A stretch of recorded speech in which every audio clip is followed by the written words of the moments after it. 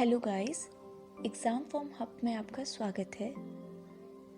Daily के current affairs के लिए आप हमारे चैनल को सब्सक्राइब करें, वीडियो को लाइक करें, शेयर करें। आज के करंट अफेयर्स की पीडीएफ आप हमारे डिस्क्रिप्शन बॉक्स से डाउनलोड कर सकते हैं। 26 जनवरी 2021 को भारत अपना कौन-सा गणतंत्र दिवस मना रहा है? 72वां। भारतीय संविधान 26 जनवरी 1950 को लागू हुआ, जिसने भारत के स्वतंत्र गणराज्य के रूप में होने की घोषणा की। 26 जनवरी को तारीख के रूप में चुना गया क्योंकि इस दिन 1930 में भारतीय राष्ट्रीय कांग्रेस ने पूर्ण स्वराज का खुलासा किया। औपनिवेशिक शासन से भारत की स्वतंत्रता की घोषणा की।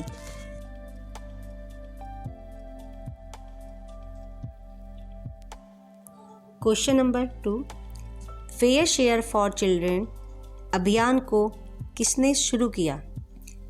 Number C, Kailash Satyarthi. Nobel शांति पुरस्कार से सम्मानित बाल अधिकार कार्यकर्ता कैलाश सत्यार्थी ने वैश्विक नेताओं और अंतर्राष्ट्रीय हस्तियों के साथ मिलकर बाल मजदूरी को समाप्त करने के अंतर्राष्ट्रीय वर्ष में फेयर शेयर फॉर चिल्ड्रन नामक अभियान की शुरुआत की है।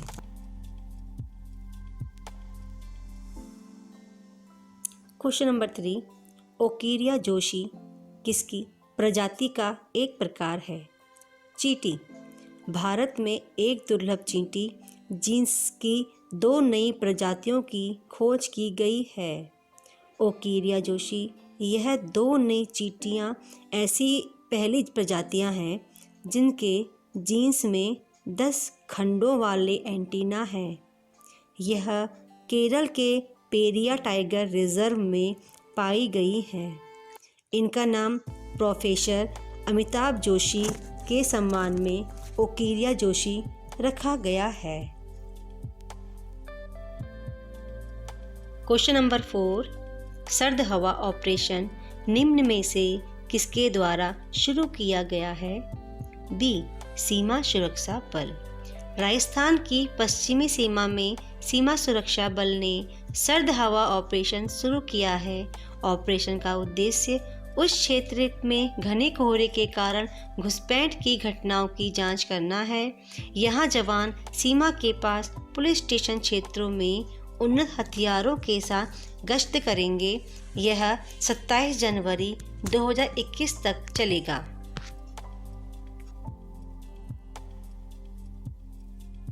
मिर्किट रेडियो टेलीस्कोप किस देश में स्थित है? ए, दक्षिण अफ्रीका। यह दक्षिण अफ्रीका के उत्तरी केप में स्थित है। यह 64 4 एंटीना के साथ एक रेडियो टेलीस्कोप है। हाल ही में इसमें मिट्टी सर्वेक्षण के तहत 2 विशाल रेडियो आकाशगंगाओं की खोज की गई है। पहले खोजे गए और आकाशगंगाएं अन्य 72 मिल्की वे के आकार की तुलना में 93% विशाल हैं।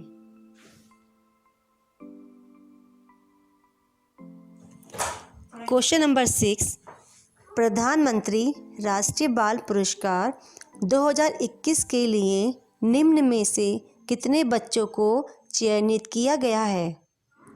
बी, 32। प्रधानमंत्री राष्ट्रीय बाल पुरस्कार के लिए इस साल 32 बच्चों का चयन किया गया है। बच्चों को यह पुरस्कार नवाचार, खेल, कला, संस्कृति, बहादुरी और समाज सेवा जैसे विभिन्न क्षेत्रों में उनके असाधारण प्रदर्शन और उपलब्धियों के लिए दिया जाता है।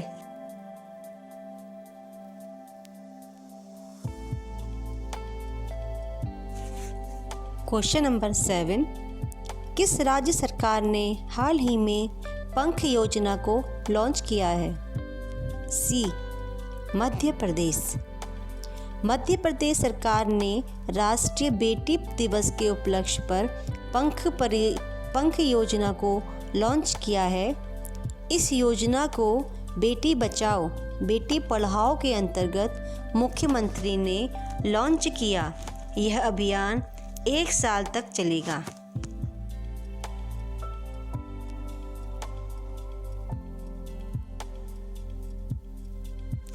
क्वेश्चन नंबर 8, कितने लोगों को पद्म पुरस्कार के लिए चुना गया है? डी 119। पद्म पुरस्कार देश के सर्वोच्च नागरिक पुरस्कारों में से एक है। विभिन्न विषयों गतिविधियों के क्षेत्र में दिए जाते हैं। कला, सामाजिक कार्य, सार्वजनिक मामले, विज्ञान और इंजीनियरिंग, व्यापार और उद्योग, चिकित्सा, साहित्य के और शिक्षा, खेल, नागरिक सेवा आदि पद्म विभूषित असाधारण और विशिष्ट सेवा के लिए प्रदान किए जाते हैं।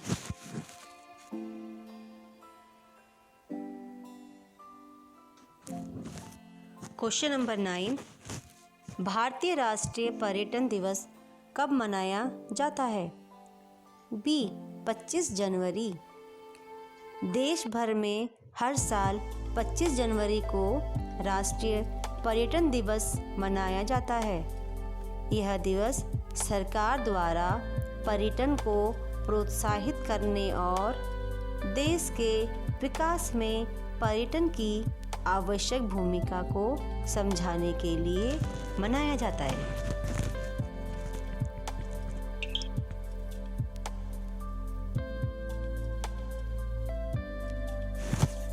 क्वेश्चन नंबर 10, हाल ही में किस देश के प्रधानमंत्री खललसुख ने इस्तीफा दिया है? B Mongolia. मध्य एशियाई देश मंगोलिया के प्रधानमंत्री ने गुरुवार को एक कोरोना पॉजिटिव महिला के साथ बदसलूकी के बाद विरोध और सार्वजनिक आक्रोश के बाद इस्तीफा दे दिया।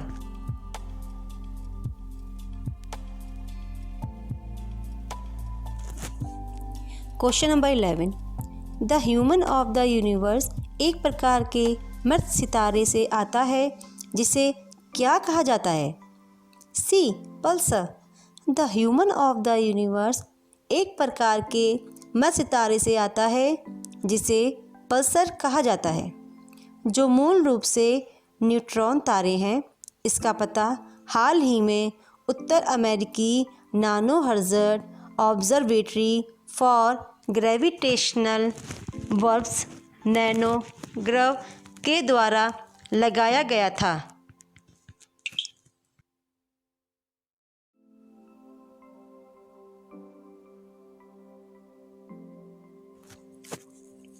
क्वेश्चन नंबर 12, 2010 में संयुक्त राज्य अमेरिका और किस देश के बीच नई स्टार्ट संधि पर हस्ताक्षर किए गए थे? बी रूस। अमेरिका और रूस द्वारा परमाणु हथियार उत्पादन और उपयोग को कम करने के लिए इस संधि पर हस्ताक्षर किए गए थे। अमेरिकी राष्ट्रपति जो बाइडेन ने हाल ही में स्टार्ट संधि को 5 साल तक बढ़ाने का प्रस्ताव दिया है। रूस ने इस प्रस्ताव का स्वागत किया। क्वेश्चन नंबर 13, यूरोप में सबसे बड़ा फोटोवोल्टिक संयंत्र कौन सा होगा? D Francisco Pizarro project. Double डोरा समूह 1990 मेगावाट स्थापित क्षमता के साथ फ्रांसिस्को पिजारो परियोजना का निर्माण करेगा।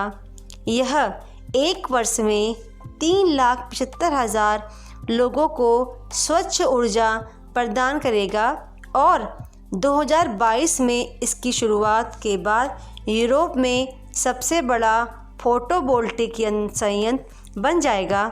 यह स्पेन में स्थित ककेरे के पश्चिमी प्रांत में स्थित होगा।